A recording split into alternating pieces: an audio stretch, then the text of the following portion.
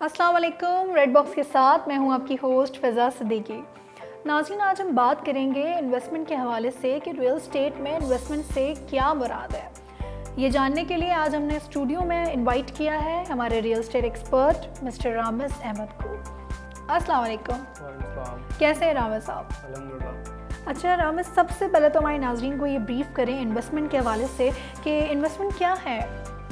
अच्छा फ़िज़ा, बहुत शुक्रिया एक तो इनवाइट करने का। दूसरी बात ये कि इन्वेस्टमेंट के हवाले से मैं ये समझता हूँ कि इंसान एक माशरती हैवान है और उसको माशरे में ज़िंदा रहने के लिए काम करना पड़ता है और वो काम करके कुछ जमा पूंजी इकट्ठी करता है और इकट्ठी करने के बाद आज के दौर में वो ये देखता है कि मेरी जमा पूंजी जो कि मैंने आज फ़र्ज़ कर लीजिए 1 लाख रुपए या 1000 रुपये इकट्ठे कर ली हैं, वो अगर मैं कल देखूं तो उस 1000 रुपये की वैल्यू वो 1000 रुपये नहीं रहती है। इकॉनमी जो है वो अपनी सिचुएशन ख़राब कर लेती है, बाज़ औक़ात कभी डाउनफॉल्स आ जाते हैं, कभी डाउन साइजिंग आ जाती है, जिसकी वजह से हमारी इन्वेस्टमेंट जो है या हमारे पास जो सेफ़ अमाउंट है, हमारी सेविंग अमाउंट है, वो 1000 रुपये जो है वो अगर इन्फ्लेशन के 10% इन्फ्लेशन की बात करता हूँ, जनरली पाकिस्तान में जो है ये ट्रेंड है कि 10% इन्फ्लेशन चलता है, जिसकी वजह से हमारे पास अगर आज 1000 रुपये हैं तो वो कल 1000 रुपये नहीं रहेंगे, वो कल उन 1000 रुपये की वक़्त तकरीबन 900 या 990 रुपये तक की रह जाएगी।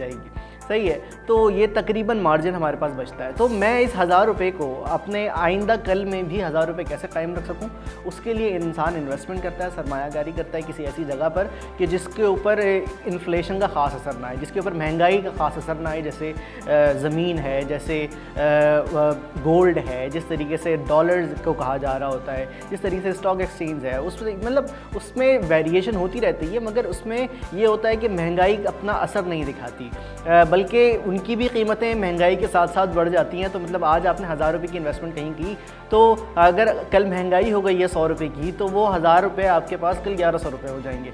सही है, तो वो अपने आप को महंगाई के हिसाब से एडजस्ट करती रहती है। बेसिकली इन्वेस्टमेंट इंसान इसलिए करता है और इसलिए उसको अपनी सेविंग अमाउंट में से कुछ निकाल कर अमाउंट जो है वो इन्वेस्टमेंट के लिए डालनी चाहिए, ताकि वो अपने रुपये की हैसियत को बरकरार रख सके। अच्छा रामिज़, ये तो आपने बता दिया हमें इन्वेस्टमेंट के हवाले से। अब नाज़रीन को ये बताइए कि रियल एस्टेट में इन्वेस्टमेंट से क्या मुराद है। रियल एस्टेट बेसिकली प्रॉपर्टी या ज़मीन, इन तमाम चीज़ों से मुंसलिक है। सही है, अब मैं रियल एस्टेट की अगर मैं बात करूं तो रियल एस्टेट बहुत ज़्यादा वर्सेटाइल है हमारे पास पाकिस्तान में सबसे बड़ी इंडस्ट्री जिसमें इन्वेस्टमेंट की जा रही है वो रियल एस्टेट इंडस्ट्री है। वजह ये है कि पाकिस्तान में एक तो कसीर आबादी वाला शहर है, अच्छी खासी लोग रहते हैं, तो उन लोगों की डिमांड भी है, लोगों के पास ज़रूरत है कि वो अपने घर बनाएं, लोगों के पास ज़रूरत है कि वो अपने कारोबार करें, तो लोग इस हिसाब से जो है इस इंडस्ट्री में इन्वेस्ट भी करते हैं। अच्छा, एक और बात ये है कि ज़मीन की वक़्त बड़े बड़े रियल एस्टेट एक्सपर्ट्स ने जो है दुनिया के ये तस्लीम कर लिया है कि ज़मीन की वक़्त कभी कम नहीं होती है, क्योंकि ज़मीन मज़ीद बन नहीं रही है। सही है, दुनिया में ज़मीन लिमिटेड है और उससे ज़्यादा वो बन नहीं सकती है, इस वजह से उसकी हैसियत जो है वो लोगों की बढ़ने की वजह से हमेशा बढ़ती रहती है।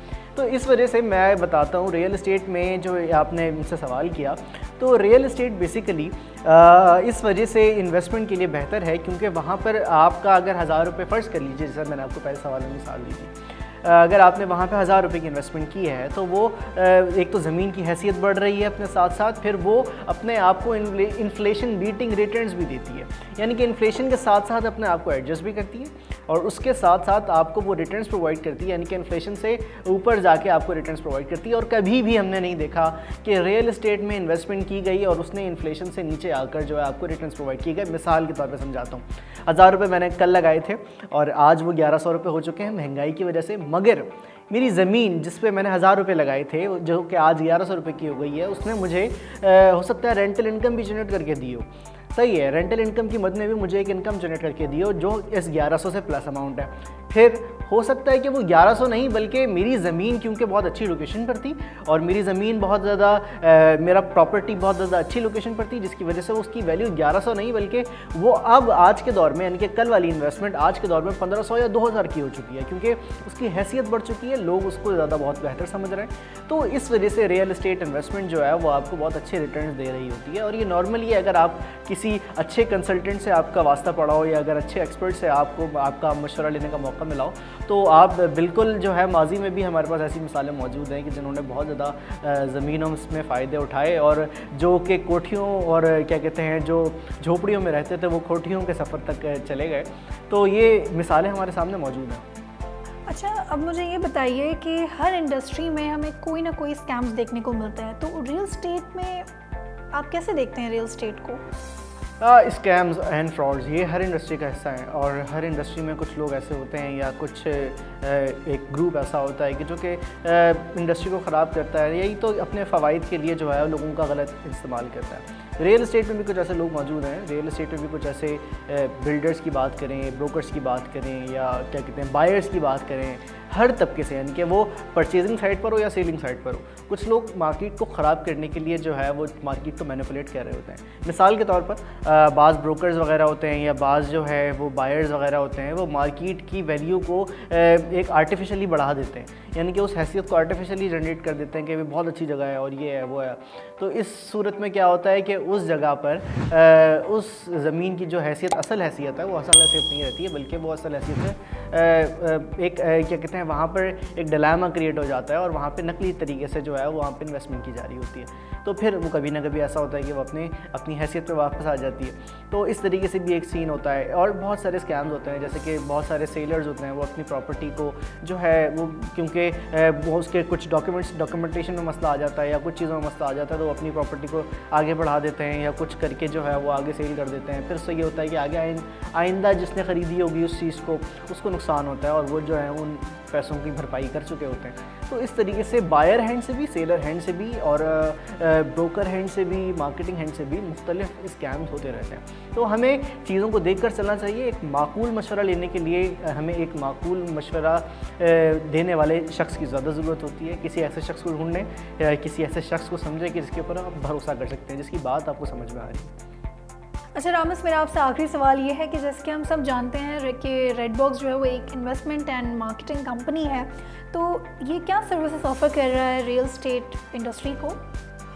फ़िज़ा, अच्छा सवाल है। मैं इस अदारे से काफ़ी टाइम से मुंसलिक हूँ और मुझे यहाँ पे देखने को यही मिला कि किसी भी ऐसी चीज़ पर हाथ ही नहीं रखा जा रहा होता कि जो कि जिसके ऊपर शुबा हो, जिसके डॉक्यूमेंटेशंस पे शुबा हो, जिसके लिए क्लाइंट्स को जो है ख्वारी उठानी पड़े।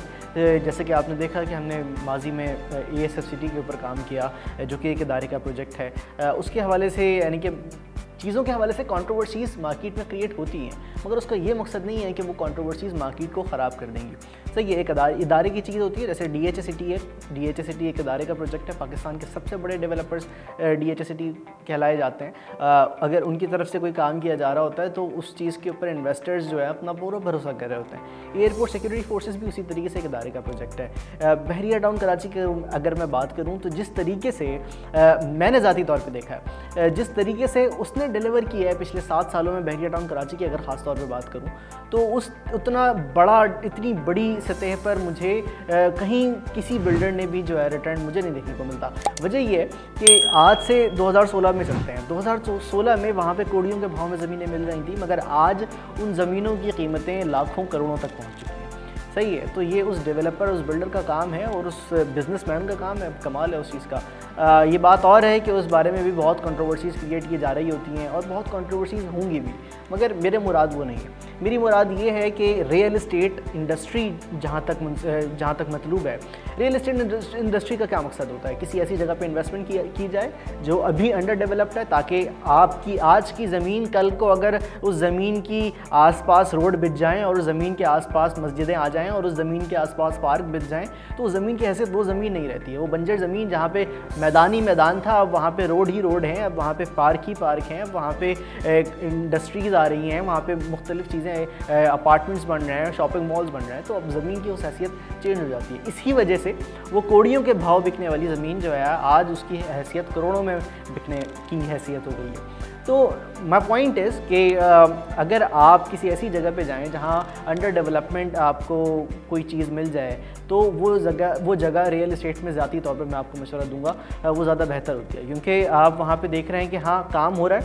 बिल्डर सही है, बिल्डर के सही होने के साथ साथ मुझे मशवरा देने वाला आदमी सही है, तो मुझे उम्मीद है इस चीज़ के ऊपर कि मेरा पैसा जो है वो भी अपने नसीब अच्छा कर सकता है।